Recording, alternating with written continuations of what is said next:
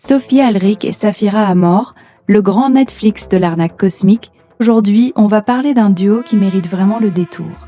Sophie Alric et Safira Amor.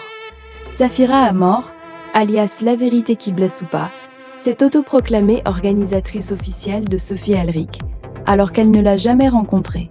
Elle a ramassé plus de 3 600 € sur la cagnotte, annonce en reverser une partie à la Palestine sans demander l'accord des donateurs et continue son business.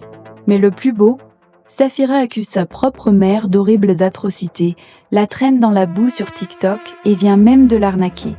Cette même mère qui, en 2011, avait saisi le juge des enfants pour protéger sa fille.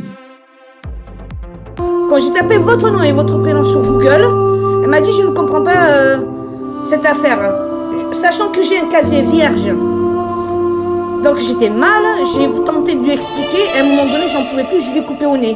Donc bravo Sophia, grâce à toi je ne peux pas faire des remplacements en juin, en juillet et en août. Aujourd'hui, cette maman est blessée et humiliée publiquement par sa propre fille. On a vraiment de la peine pour elle. Dédicace spéciale à Safira Amor, bravo la catin. Escorte un jour, justicière le lendemain, organisatrice de prophétesse en blanc le surlendemain, et arnaqueuse de sa propre mère par-dessus le marché. Du string au hijab selon l'audience, du corps marchandise aux dons détournés, tu ne rates jamais un bon plan pour amasser de l'argent. Respect zéro. Et pendant ce temps, Sophie Alric, la prophétesse en blanc, nous offre le grand spectacle Netflix. Elle se dit victime de contrôle coercitif et de sectes pédosataniques depuis toute petite. Mais les preuves, on attend toujours. Premier mari fantôme qui ressort soudainement prédateur satanique.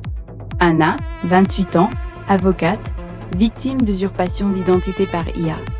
Plainte contre plus de 150 personnes sans aucune trace.